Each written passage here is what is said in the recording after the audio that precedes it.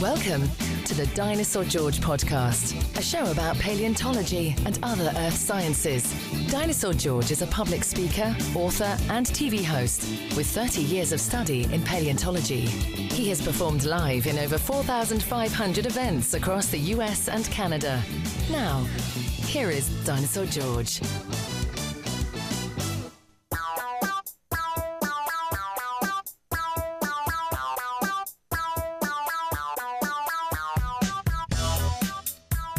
Hey there, everybody. Welcome to the show. This is podcast number 134. I'm Dinosaur George. This podcast is dedicated to the earth sciences, mostly with a focus on paleontology. And today, I've got a very, very interesting guest, a very special guest, Dr. David Pollys, who is the president of the Society of Vertebrate Paleontology. That's an amazing organization, and during the interview, we get the opportunity to learn more about it, and of course, to learn more about Dr. Pollys and all the things that he's associated with. It's a very, very good interview, and I was thrilled to have the opportunity to get to actually speak to him. His schedule is crazy, and we're coming up to Thanksgiving, and a lot of people have incredibly busy schedules, so I know how busy his was, and I really appreciate him coming on board. A couple of things to tell you about. First, and probably most important, we are having a huge sale just in time for the holiday season on all of the replicas that we sell on our website. We only sell cast reproductions. We do not sell the authentic fossils, and ours are museum quality. They're very good. So right now, between now and December 31st, 2017, we've marked down things from anywhere from 10% all the way up to 50% off. It's a great opportunity. If there's something that you've been spying on the website that you like, it's a great opportunity to tell that to your family and friends, anybody who may be trying to figure out what you want for the holidays or for an upcoming birthday. I hope you'll consider going to the website.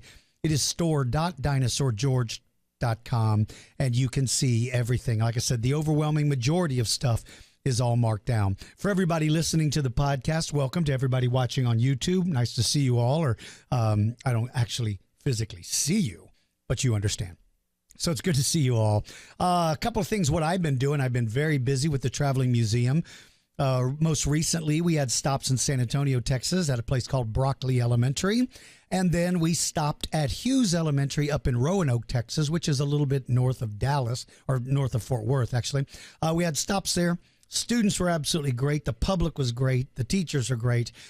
I absolutely love traveling with this museum. And, we've been contacted by places now in California and Arizona that are interested in bringing the museum there. So we travel all over the United States. We're based in San Antonio, but we travel all over the United States. And if you are associated with a school or an organization and you think you'd like to have the Traveling Museum come to it, don't hesitate to contact us. Naturally, if you're in, let's say, New York City, it's a long distance to travel from San Antonio to there. But what we do is we would schedule stops along the way to make it more affordable for everybody. So anyway, I've got upcoming stops with the museum. My sponsors, KLRN, that is the San Antonio affiliate of PBS. KLRN is having a couple of shows scheduled here in San Antonio. And then we are going to be in the town of Aubrey, Texas, and then we're going to be in Dripping Springs, Texas. Dripping Springs is where one of my very good friends and a business partner on a number of occasions lives. He is the man that helped me kind of get to where I am today. So I'm looking very forward to go to the school. His daughter is a teacher there in Dripping Springs. So anyway, those are the places. If you want to know where the museum's going to be, go to the website, dinosaurgeorge.com. Hover over the Traveling Museum button.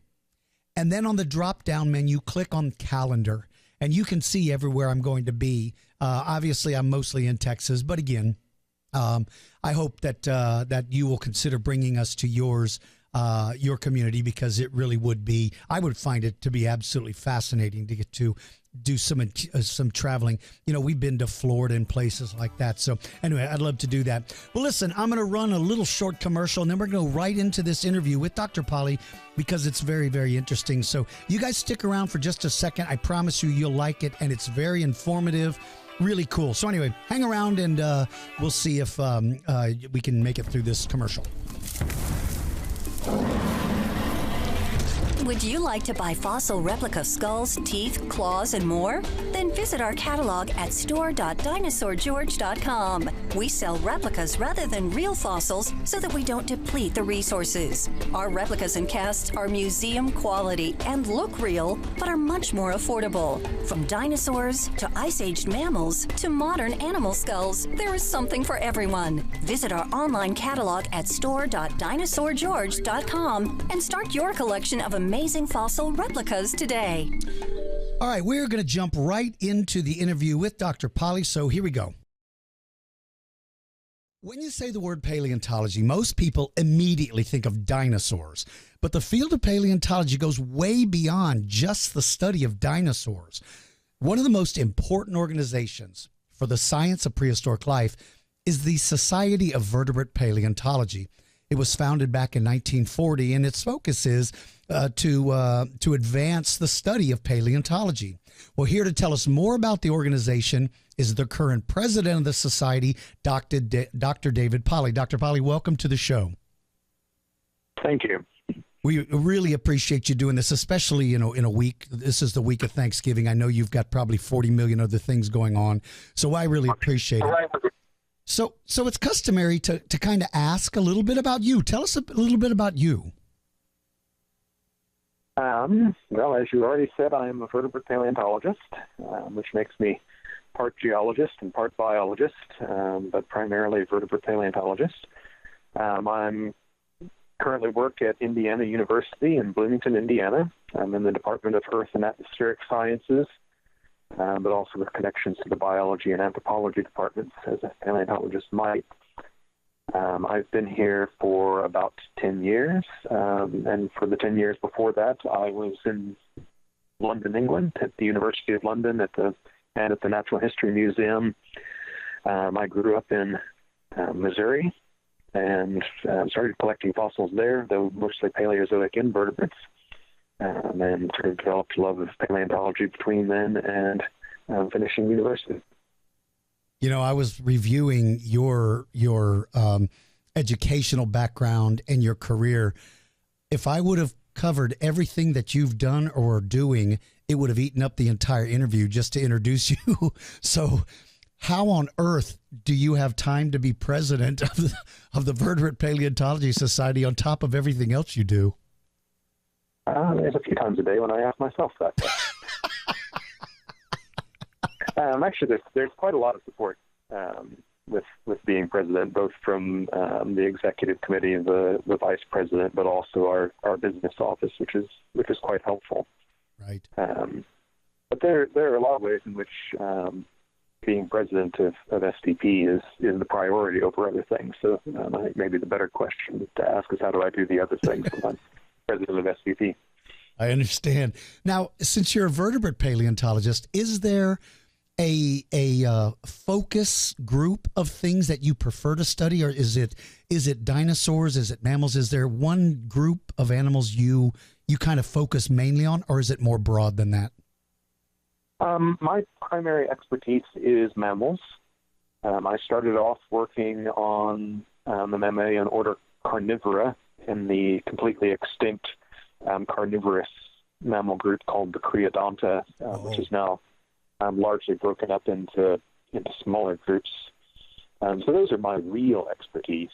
And then over the years, I have worked on actually quite a wide variety of mammals, especially in members of the shrew group and certain kinds of squirrels. And then especially with collaborators, including Jason Head, who's been a longtime friend and collaborator, and technically was my postdoc for a while, though might as well say that I was his postdoc in some ways. Through him and my former student Michelle Lawling have done a lot of work on snakes and other fossil hooks. Oh man, there was if my memory serves me, I can't remember the name of the animal. I think it was a creodont that maybe came out of Libya and was like one of the largest members of that family. I heard or read. Yes. What was that? Maybe that it's Hyaenolurus that you're thinking of, which is a really big one. And then there is a second genus. Was it Megistotherium? Was that a legitimate name? And Megistotherium, I don't remember much off the top of my head. I believe it is a Nichid, which at times has been classified as creative. Right, right. Yeah, it was a very old book. I just remember looking at this. The image that was drawn was that of a wolf-like animal that looked like it would have eaten elephants. I never realized some of those things grew that big. I love mammals, by the way. I guess it is a hyaenodontid, the true creodont. Right. Now, it's quite big. You are a professor in Earth and Atmospheric Sciences. Now, when I read that, I would have thought, oh, this guy gets to fly a jet. What is Earth and Atmospheric Sciences? What all does that encompass? Is that just sort of a global term to anything Earth related? Yes, in fact, my department recently changed the name to that. Until a year and a half ago, we were the Department of Geological Sciences. And a few years before that, through some internal reorganization, we moved Atmospheric Sciences into our department. And with that addition, partly to raise attention that the Atmospheric Sciences were here on campus, we changed the name to Earth and Atmospheric Sciences. It's essentially Earth Science, Atmospheric Sciences. Right. Do you get a lot of opportunity? I mean, as busy as you are, I don't know the answer to this, but do you get much opportunity to do a lot of field work? Are you out in the field much? I am not out in the field much myself, and there's a long history to that. When I was a graduate student and postdoc, and early in my career, I did quite a bit of field work-based research, but partly because of scheduling and other logistics during the phase of my career when I was in London. Most of my research now is collection-based and uses data from more places than I could ever get to in the field. Right. So let's talk about the society. You became president in 2016, right? Yes, having served 2 years as vice president. So the term, you serve 2 years as vice president, 2 years as president, and then another 2 years as past president. Well, what can you kind of explain to the listeners? What is the Society of Vertebrate Paleontology? What is it, and sort of what is its function? Well, the purpose of the society is to advance the science of vertebrate paleontology throughout the world. And so it has a focus on science, though it is not, there are many of our members who are not scientists themselves necessarily, but all of them are interested in the science of paleontology. We do a number of things. Probably the two biggest are we put on the annual conference, which meets once a year, usually in the fall. Often in North America, but sometimes elsewhere in the world. And it is a conference attended, I think, somewhere around 1,400 people each year, mostly presenting scientific work, exhibit halls with artists, booksellers, etc. So that's one of our main activities. Actually, also a lot of field trips in the local area wherever the meeting is being held. There's usually 1 to 3 day field trips that occur, usually with one or two of the people who have really worked in that area, in that particular set of rocks or that particular geography, who lead the field trips. Right. And we also publish the Journal of Vertebrate Paleontology, which is a research journal, scientific articles, obviously, related to vertebrate paleontology. I'm looking at. There's sort of we do too, but those are really the main things. Right. I'm looking at right on the shelf in this recording booth where I'm sitting. There are four copies of the art. I'm a member as well, even though I don't have a background in actual educational background. I just love paleontology. So you're right. The society is great for anyone because it's not just paleontologists, you have paleo artists, right? And you have all sorts of members.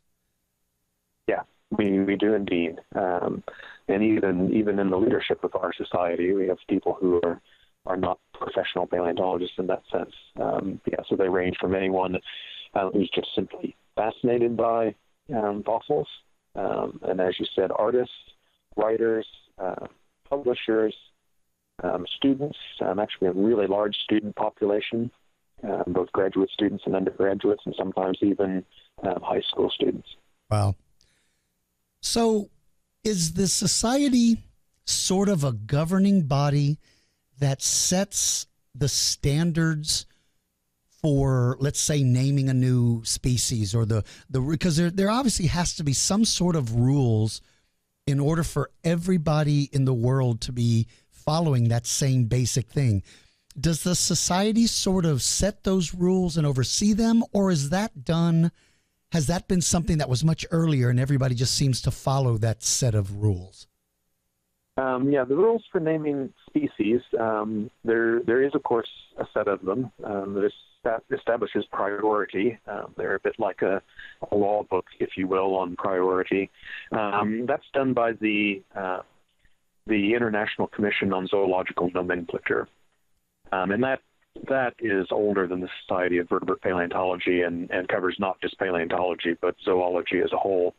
It really started in the late 19th century and really got going probably about the Second World War, which actually is about the time that the society started. On the other hand, the society does establish certain sorts of professional standards that relate directly to vertebrate paleontology, some of which we really do ask our members to abide by, certain ethics, especially related to the collection and curation of fossils. But we also work setting other standards that are related to the science. Right. Now you're dealing with scientists from all over the world. How difficult is it when you're dealing with so many different languages? Is there when you gather together for your annual meeting, do you use interpreters, or is English a common enough language now to where everybody can kind of interact? How do you do that? Yeah, the language of our meetings is English.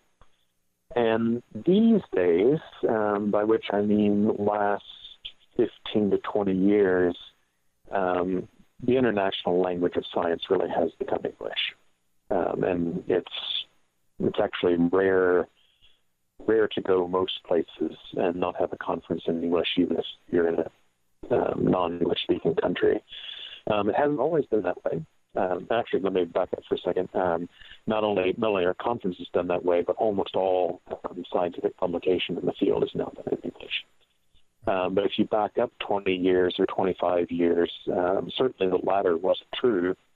And most people who were trained in vertebrate paleontology at that time or earlier, part of the education was learning at very least French and German, if not also Russian, in order to be able to read the literature.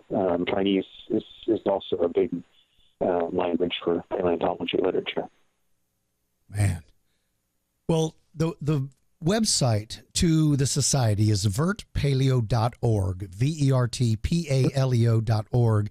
And definitely I would encourage everybody to go, especially if you want to support, because when somebody becomes a member, they're helping support what you do, right? So the more members you have, the better it is. Mm-hmm. In fact, membership, among other things, it gives you a subscription to the journal. So it helps contribute to the cost of publishing the journal. And yes, some of the other benefits that you would get as a member come from those dues. Well, there is such a wealth of information on the site. It's spectacular. But one of the thing that I really liked is that you also post positions that are open. Now, the majority, I would suspect, would be positions that are open for people who have degrees in paleontology, but it's still a great resource to see what kind of positions are out there, right? Yes. In fact, we would be happy to post positions of any sort that are related to vertebrate paleontology. It's usually voluntarily that people send us that information. So if there are people out there who are advertising for paleontology-related things, regardless of whether it's a scientist or a preparator or a studentship or an artist or whatever, if you send them to us, we'll post them there. Well, one of the things I noticed on the website is a reference to global climate change. That's one of the things I noticed about the society, that you are supporting the science behind global climate change.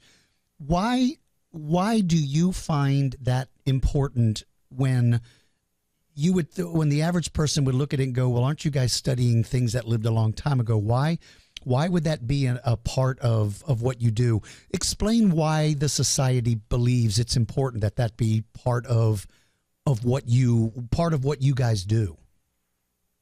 I think in many ways, issues related to climate change and its impacts on organisms are probably more obvious to a paleontologist than they are to many people, because as paleontologists, we are studying life in the past, and the climate and the environment and ocean circulations and continental configurations and everything else were quite different in the past. And a lot of what paleontologist is doing is not just simply digging up a new exciting fossil, but also understanding the context in which it lived. And environments in the past were often massively different than they are now. So take, for example, some of the major things related to climate change in the 21st century. We talk a lot about carbon dioxide levels and whether they matter or not. To a paleontologist, it's sort of blindingly obvious that they matter, because in the last 2 million years of Earth's history, carbon dioxide levels have been very, very, very low compared to other times.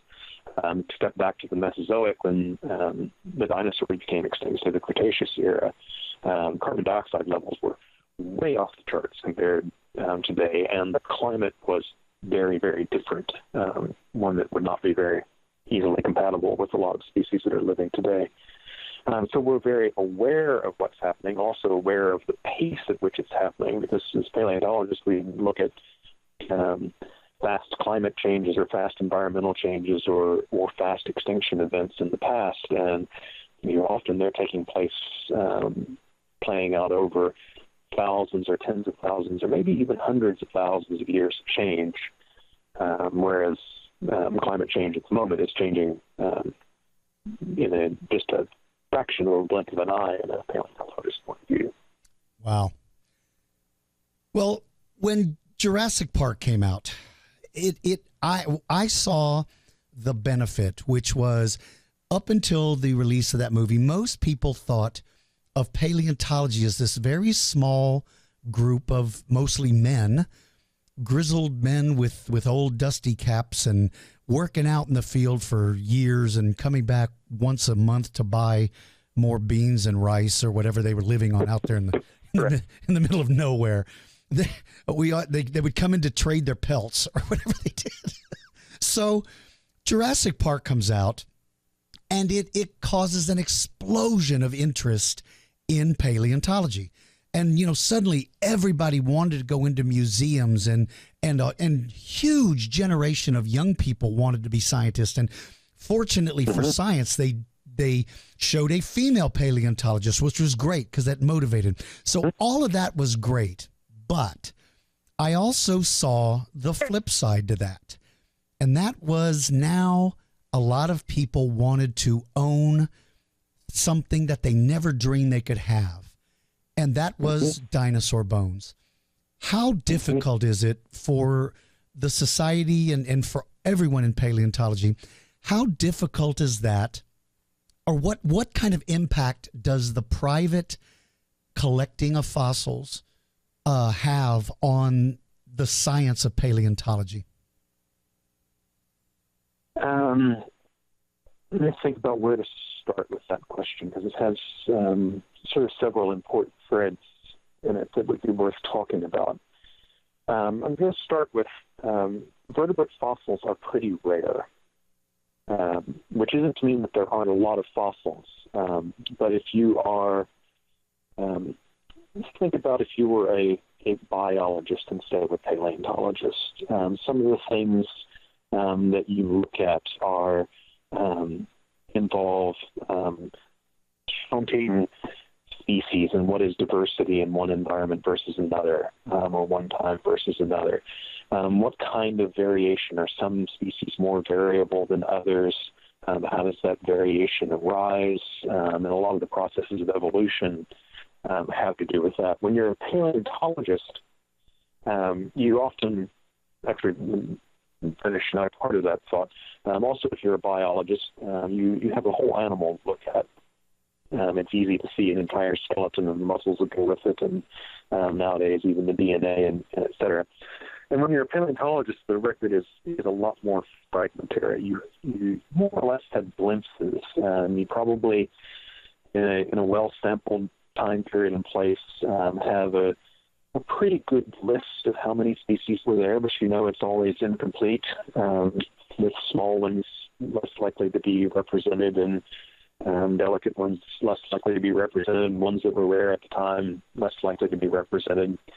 Often you just have fragments of them. So for a particular species, we may not know its entire skeleton. We may know parts of its skull from one find and other parts of it from another find, et cetera. And so the pieces are all very rare. And that usually means that most of the pieces, if they can really be identified and they're not just scrappy, are often quite important for the scientific understanding. So one potential impact of people privately taking them essentially into their own homes or their own offices or wherever is that people can't use them to put together that more complete picture. How much does it impact us? To some extent, we have no idea because we don't know how many things have gone into places like that. Another thread to this story is that people are naturally willing to pay to have these things, as one does for privately owned things. And especially if you're talking about, so imagine there was a case with Nicolas Cage, who bought a quite complete skull, I believe it was, which just really beautiful as an object and quite desirable to have. But in being so, that touches a lot of money if you're selling them to that kind of a market. And when people are willing to pay that kind of money, then people who own the land where the fossils are on are less inclined to let a scientist be on there, and we're more inclined to let somebody who's going to pay them a royalty, and so on. So it also increases the motivation for theft from a scientific collection, because somebody got into our scientific collection and took things and sold them on the open market. They can make quite a bit from that. But usually the science doesn't have a whole lot of money to be able to compete with those kind of prices, or even to provide as much security as we would like to have. So enhanced commercial trade sort of hits at paleontology from those two perspectives, both from losing pieces of an already fragmentary picture and also creating an economic situation where it's hard for scientists to operate. Right. And if something is excavated improperly, like, I've read time and time again where somebody finds a skeleton and they'll simply destroy bones trying to get to the things that are worth more, the claws, the skull. If it's not excavated properly, then you have no idea where it came, where it was found. So one of the things I do know, that because I speak in a lot of museums, a lot of fossils make their way into museums by private collectors who have bought them and then donate them. And so isn't that a good thing then, because their fossils are making it to the public? Isn't that a good thing? It could be. And there's two aspects of that. As you alluded, having one, having the specimen intact and not just sort of piecemeal is really important for science, because especially if there's a complete skeleton of something, chances are it's really valuable from a scientific point of view, even if parts of it aren't from a commercial point of view. But also, as much as just the completeness and intactness of that specimen, the geological stratum that it came from, whether it was in sort of riverbeds or a floodplain kind of deposit, what other animals were associated with it, often what the, say, a radiometric date of the beds that it came from, or other sorts of chemical or isotopic studies from the context, are what really give us the picture of scientifically reconstructing the past world. And if a fossil, sort of walks into my office with somebody carrying it, and they don't know where it came from, they don't know what beds it came from, et cetera, then a lot of its scientific value is lost, even if it's a beautiful specimen. Sometimes it can still kind of be of value just based on the anatomical characteristics it has. And if it's from some place that is very fossiliferous and well known, for example, the Badlands of South Dakota, it may be immediately obvious, at least in general, where it came from. But even there, if somebody is studying detailed evolutionary change or history of climate change and its impacts on fossil communities or something like that, you need the really precise data.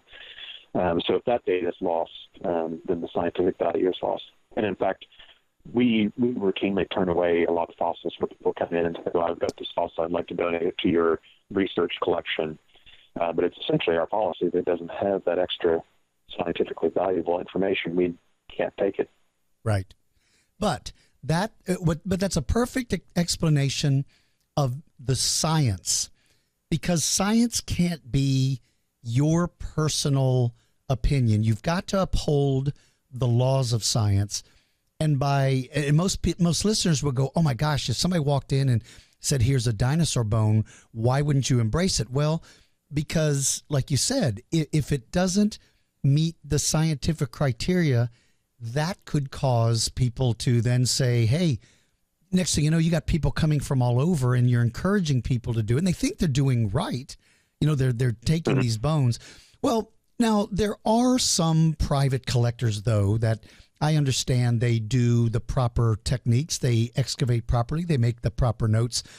Does the society have any sort of relationship, or do paleontologists have a relationship that is a relationship that can help science, or is there a definitive line where you guys just have to take the stand and say, if it's privately collected, we just can't work with you? The former. In fact, there are a lot of members of our society who are private collectors or commercial collectors. It's the society's point of view that process ought to be bringing things into the public domain rather than taking them out of the public domain. So, for example, something that comes to a major museum or university research collection, that specimen would then be accessible more or less to anybody who wants to see it and study it. Whereas if it goes into a private home, it's much up to the whim of the owner.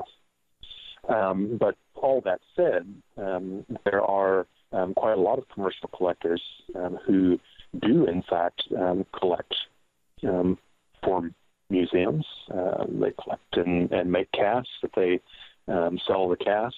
And casts going into private homes is perfectly fine. And what I mean by cast is a sort of molded and cast replica of the fossil.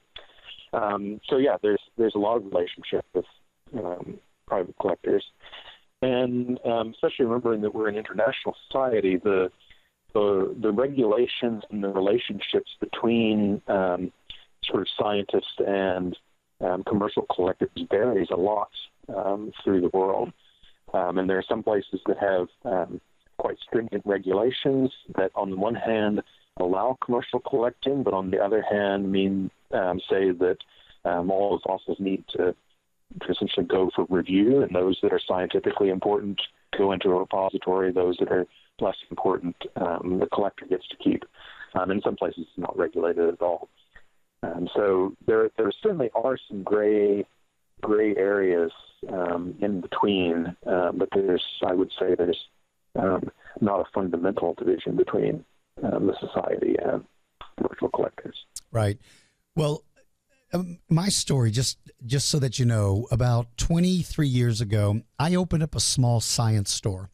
And as my store grew, I started selling dinosaur teeth and real claws and stuff. And I had no understanding of the impact that sort of thing had. I had no idea.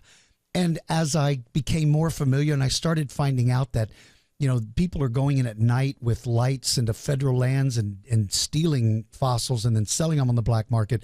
Once I got an understanding of that, I completely stopped. Now I sell replicas. That's all we sell. That's all we've sold for the last 15 years.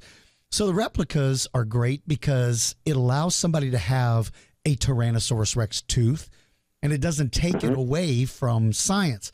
But one thing I'm beginning to see with the advent of 3D printing, you know, there's a lot of money in the mold making process, where if you find a new creodont skull that's incredibly good condition, somebody will want to pay you or pay the university, you know, money for the rights to produce it. But now with all you need is a couple of good images to print one off of a 3D scanner, I wonder if there isn't going to be some type of laws or legislation that would need to be passed to start protecting pieces. I wonder if that would, do you see that as having any impact on what you guys do, or is that something else for some other people to deal with? It's certainly it's certainly fundamentally different in the sense that it is less of a danger to the science. Right. But it is an interesting, open, and to some extent hotly debated topic now.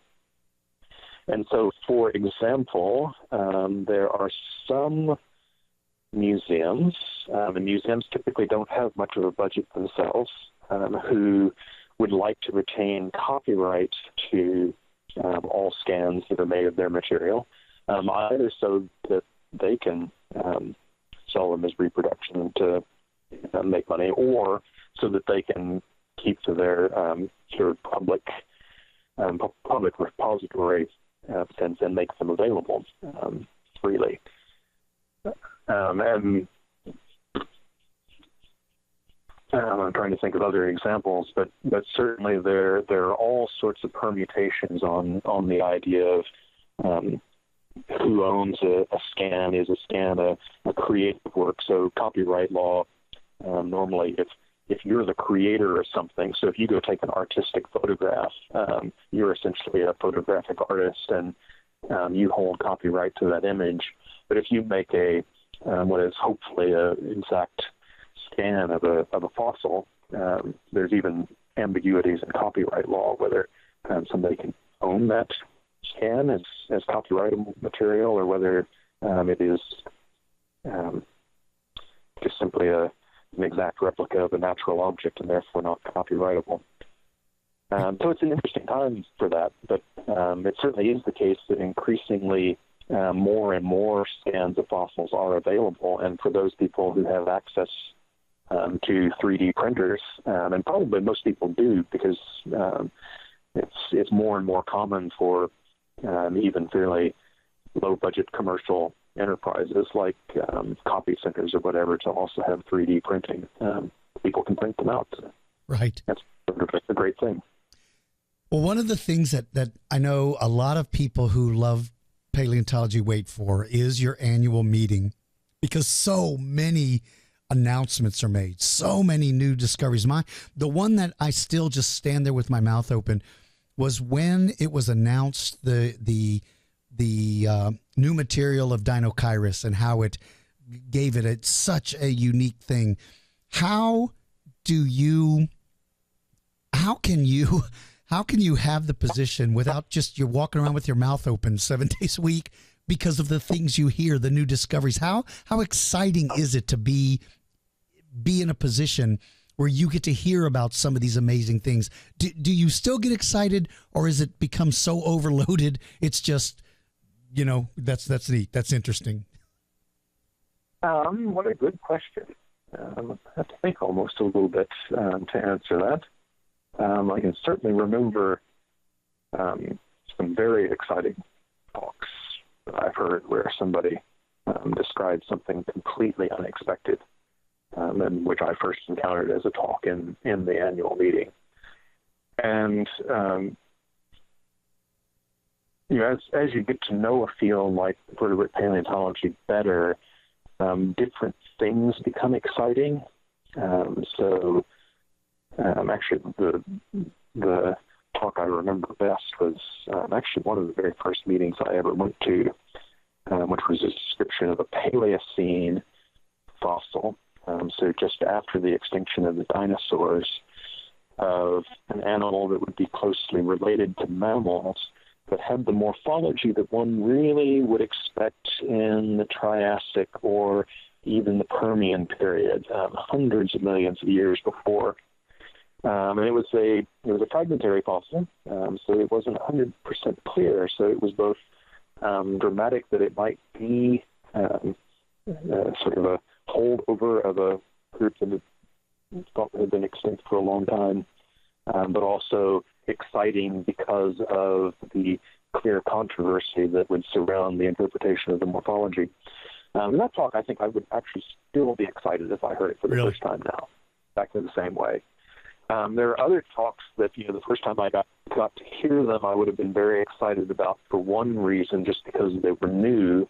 Now I would probably be excited about the same talk for different reasons, because of something more subtle that had added to my understanding, or something that particular author had brought to it. So there's the two kinds of exciting, the unexpected discovery and the unexpected interpretation. Now, going back to part of your question, one thing about being president of the Society of Vertebrate Paleontology is you actually spend a lot of your time in committee meetings during the annual meeting. So in some ways, I'm looking forward to being past president when I can start going to a lot of talks. But nevertheless, it is a really exciting thing to sort of be the face of that meeting, right, as it's happening. That's just so, it's just so exciting. Every time I get my copy of the journal, I immediately start flipping through. The first thing I want to do is look at some of the images of some of the new announcements, which I find absolutely fascinating. And I just can't imagine. I would be afraid that if I ever had the time to go to one of the annual meetings, I couldn't be in enough places at one time. I'd want to be in every room to listen to every single person talk. It's just it's got to be fascinating. Now, are you able? Because you say as president, one also hears complaints from people about the meeting, and I'm happy to say that probably the most widespread complaint is that such and such a talk was scheduled against such another talk, and I couldn't see both of them. That's one of the questions I had. One of the questions I want to ask you is, you're a paleontologist, and you love what you do. Now you're also a professor, so you are able to deal with the people side of things. How difficult is it when you're dealing with intelligent minds? I guess what I'm trying to say is you're dealing with a lot of very intelligent people who I would suspect have very strong opinions of what it is they're doing. How hard is it, or how much of your job is spent as a mediator, or do you do any of that sort of stuff?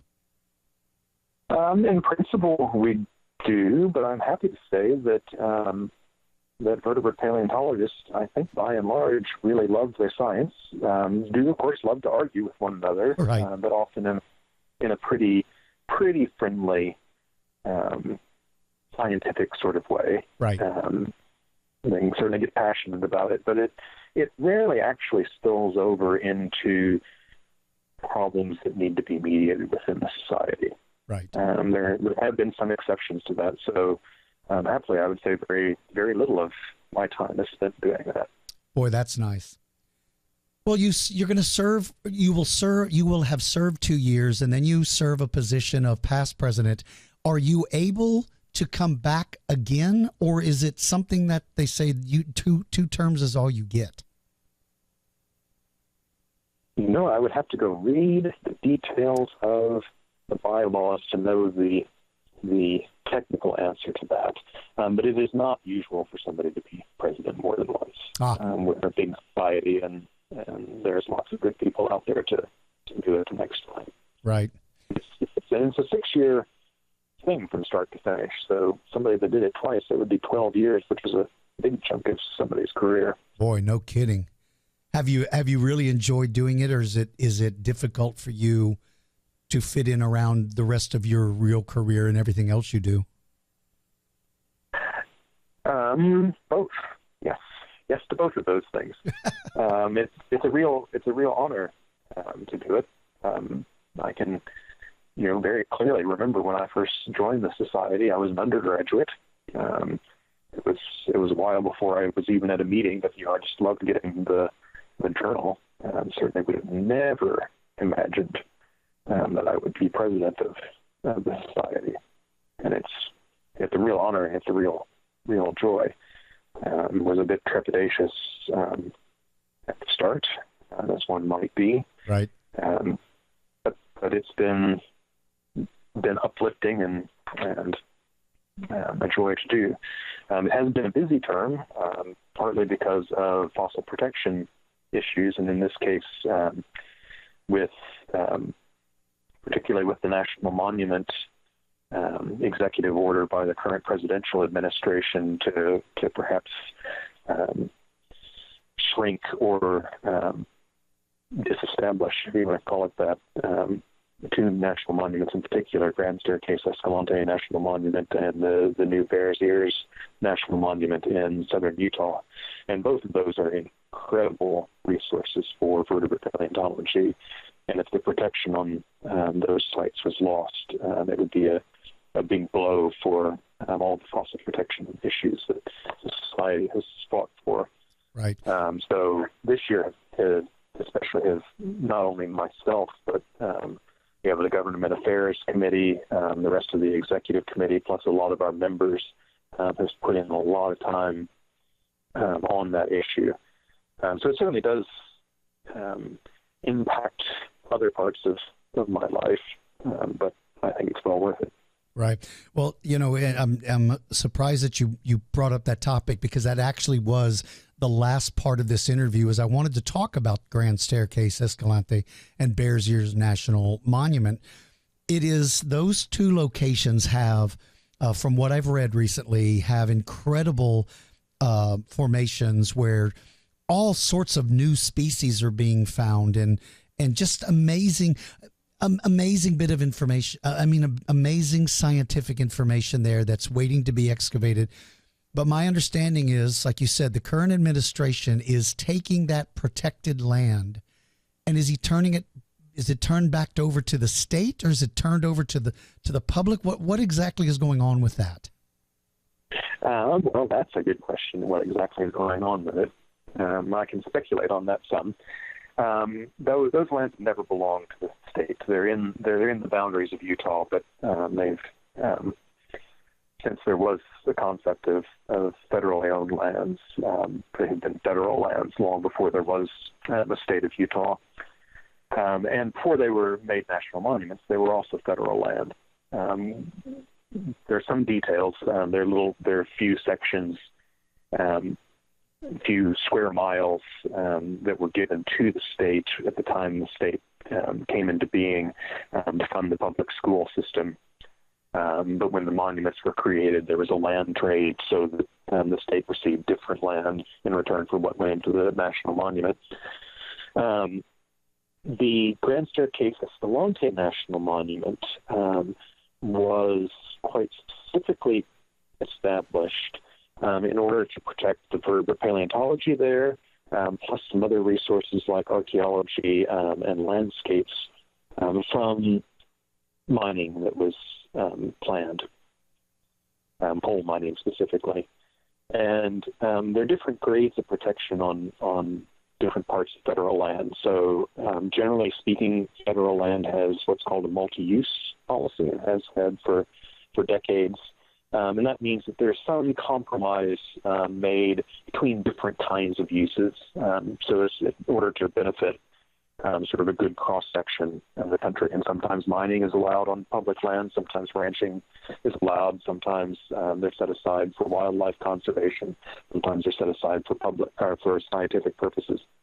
And so in 1996, Grand Staircase-Escalante was set aside because of the paleontology, which was already known to be unique there.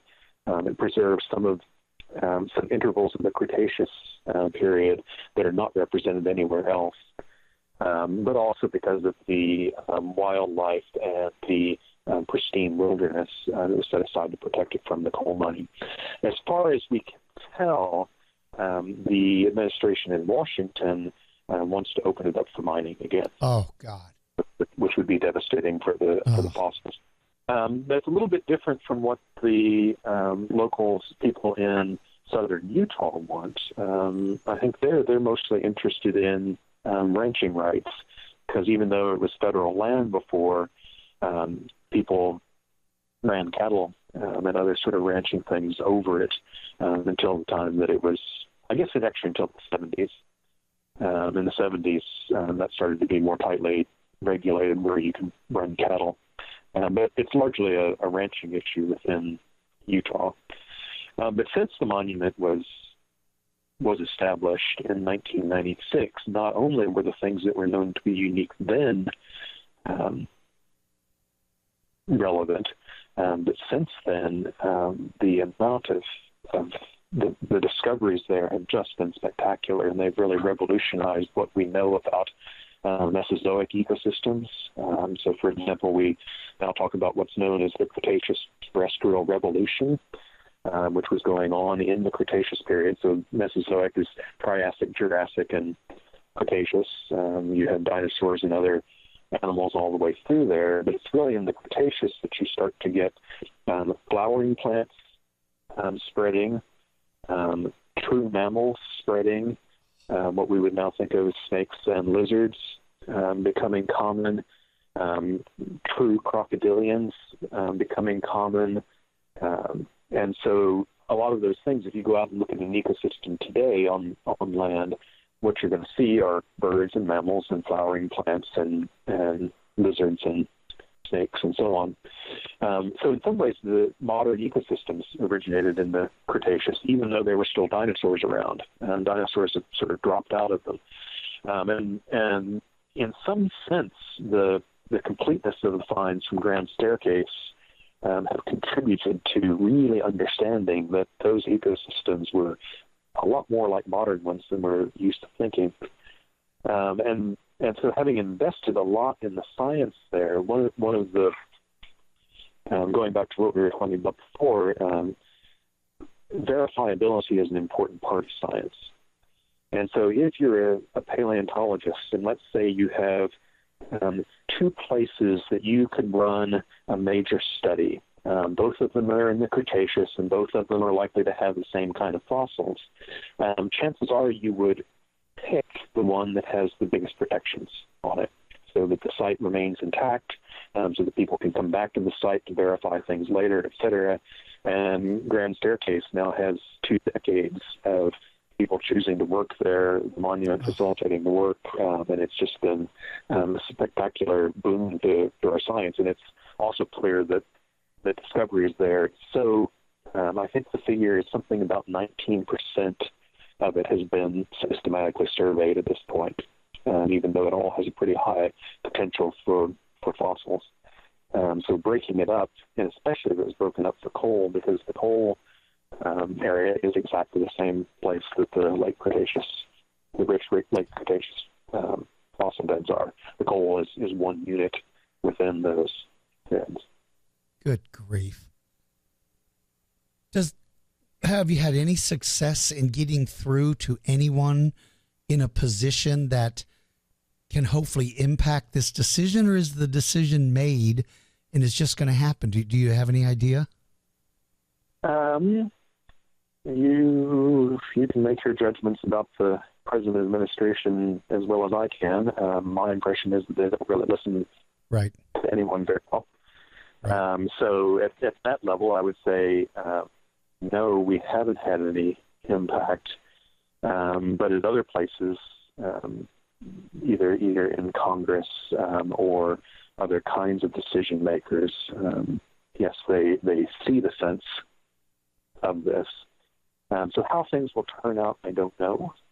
But we are certainly prepared to defend it. And Right. There's a Paleontological Resources Protection Act that protects fossils, as well as the Antiquities Act, under which the monument was originally created. And we're quite willing to join with others to help defend that law, if necessary, in court. Right. Well, for everybody out there listening, one of the ways that you can do something to support what the society is trying to do is join their organization. Go to vertpaleo.org, VERTPALEO. I am a proud member of the society, and I would suggest everybody go, because if not for the folks like Dr. Polly and the president, or the Society of Vertebrate Paleontology, those incredible pieces of history will be lost, and we own them. We being the public, that's ours. It's something that we want to know about, and so there's got to be a way. And I wish you all the best, absolutely the best of luck. But the more the public can support what you're trying to do, certainly, even if it's just from financial, anything would be helped. So I would encourage everybody. And actually, even not just the finances, but the membership itself helps us with credibility. So when we're going to a member of Congress, or if we're writing a letter, and we can say we're a society of 2,200 people, and they're from, I think we have members. I just looked at this. I think members in all states except for 2 in the United States, plus a surprisingly large number of countries around the world. Figures like that do make a difference for people listening to it. Well, that's why I hope that you look at your count now, and I hope that we see a bump in it from anybody out there listening to the podcast or watching on YouTube. It is something. If you like dinosaurs, if you like prehistoric life, if you like vertebrate, even if you like invertebrates, to support the people who are making a difference and bringing all these amazing things, it is our responsibility to support you guys. And I hope we do, and I hope the public gets behind you, and I certainly hope you can make an impact, because I am sick to my stomach about what potentially could be lost. But, not for people like you doing everything you can to save something that belongs to us anyway. So you guys are fighting the fight for everybody, and for all of your kids and everybody's kids out there. Who knows what discovery is waiting to be found? We can't shovel those fossils into a furnace to keep warm.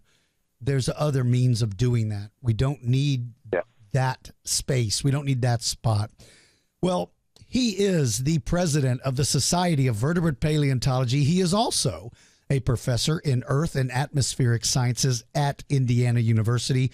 Dr. David Polley, it has been such an honor to talk to you, and I've enjoyed this immensely, and I hope you enjoyed it, and I hope you'll consider maybe coming back and talking about some of maybe next year's meeting and encouraging more people to join. Yeah, that's great. It's been great talking with you, and I'm very pleased to have been asked. Great. And thank you for making time for us again. I really appreciate that. Thank you so very much. Bye-bye. All right. Well, there you have it. It was a really interesting interview. I told you that you would like it. I'm sure you did. I really encourage everybody to go to their website, the Society of Vertebrate Paleontology, and sign up, become a member. There's so many things that benefit you if you're a member. Not only do you have a voice in the scientific community, and when I say a voice, what I mean is you are part of a group that, the more there are, the more powerful the group can become. So I hope you will consider joining. There's all kinds of great stuff you can have access to on their site. There's all sorts of amazing things like we talked about. All right, you guys. Well, that's it for this episode. I've got to run this one a little bit short. I don't have time to answer any of your questions. I'm so sorry. I know a lot of you have written to me, but I will promise you this. I'm going to dedicate an upcoming episode to just answering your questions, and that will probably follow this one by 2 or 3 days. So if you've been writing to me at the going to my website, dinosaurgeorge.com, and clicking on the Contact Us tab, and then in the drop-down menu of the Contact Us tab, you'll see the Ask Dinosaur George link. Go there, and you can fill out the form and send it to me, and I will do everything I can to answer it. So I'll try to do that as quickly as I can. For everybody out there, I really appreciate all of the courtesy that you show me, and you show all of the other people that like to be a part of this. It's what makes this podcast and this YouTube channel very special, is you can have an opinion without worrying about somebody making fun of you or yelling at you or screaming. I just don't tolerate that sort of stuff. To everybody out there, take care of yourselves. Take care of your families. If I don't get to post beforehand, happy Thanksgiving to you all. Thank you for being a part of the show. Thank you for being so courteous to me. And I will see you all soon. Visit my website. Remember, big sale at the store. Go to store.dinosaurgeorge.com. See you guys. Thank you for listening to the Dinosaur George Show. Please follow us on our social media links and join our mailing list. If you're interested in having Dinosaur George speak at your event, please visit our website at dinosaurgeorge.com. Until next time, keep digging for clues about the past.